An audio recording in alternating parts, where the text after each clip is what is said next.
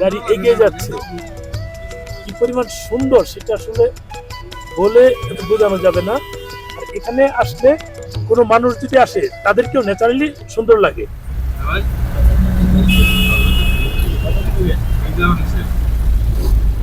যদি আমরা কেউ নিজের চোখে এখানে এসে না দেখি, কখনোই এর বর্ণনা মানে মুখে বলে বা ছবি তুলে প্রকাশ করা যাবে না, অসম্ভব বিষয়।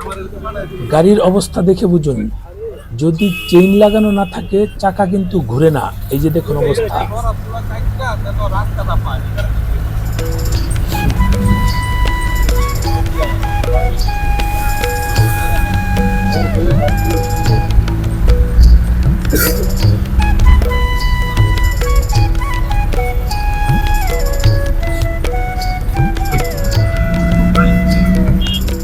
আমরা গুলমার্গের প্রায় কাছাকাছি চলে এসেছি, একটু পরেই আমরা গাড়ি থেকে নেমে যাব।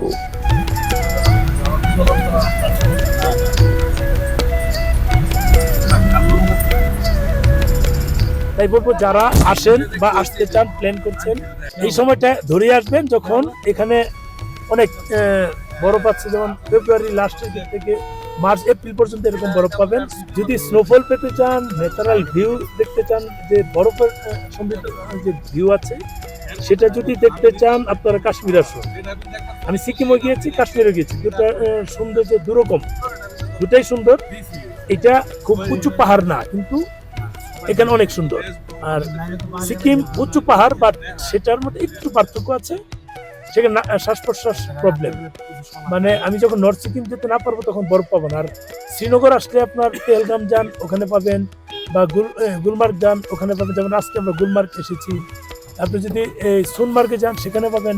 মানে সবগুলো পয়েন্ট যখন ধীরে ধীরে যাবেন, কোথাও না কোথাও আপনি বরফ পাবেন অথবা স্নোফল পাবেন।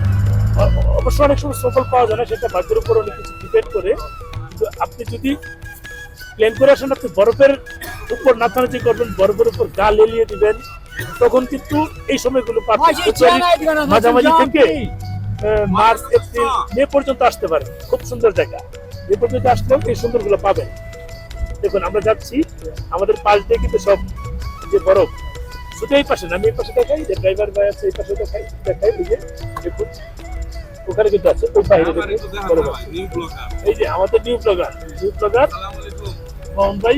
আপনার চ্যানেলের নাম বলেন। এত বড় চ্যানেল,